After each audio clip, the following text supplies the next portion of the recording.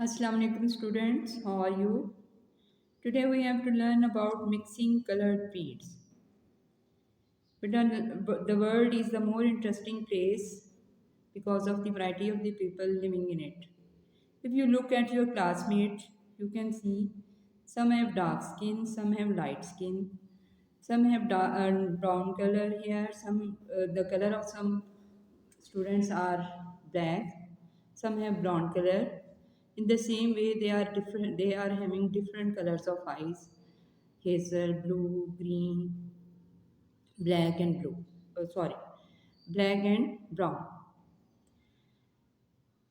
Pigments are the chemicals that produce colors. Paint, inks, and colored crayons contain pigments. In the same way, petals of the flowers and leaves of plants, skin of animals, they also contain pigments. There are three primary pigments: red, blue, and yellow. By using these three primary pigments, we can make a wide variety of other colors. For example, a magenta color can be obtained by mixing red and blue paint. In the same way, green color can be obtained by mixing blue and yellow paint. Orange color is obtained by mixing red and yellow pigment. Magenta, green and orange are the secondary pigment colors. Next, our topic is shining white light onto the colored surfaces.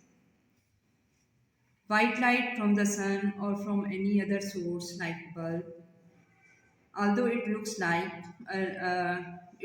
white, but it contains a wide variety of other colors of the spectrum, that is violet, indigo, blue, green, yellow, orange and red. When this white light shines onto objects, this object absorbs some colors and reflects other colors. The color of the object is the color of light it reflects. For example, the petals of the rose red appear red because they reflect red colors and absorb blue and green colors. So that's why they look red. The the leaves of the plants are green because green surfaces reflect green light and absorb blue and red light. The colors of the objects other than the primary colors looks of that color because they reflect the mixture of primary colors.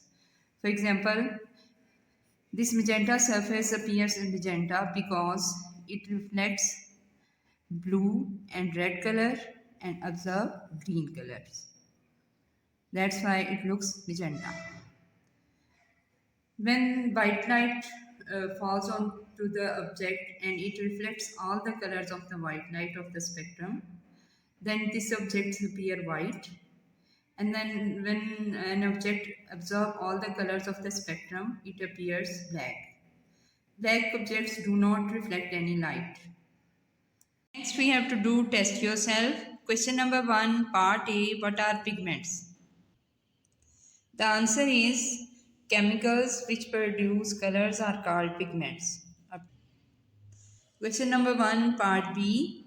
Name 6 things that contain pigments.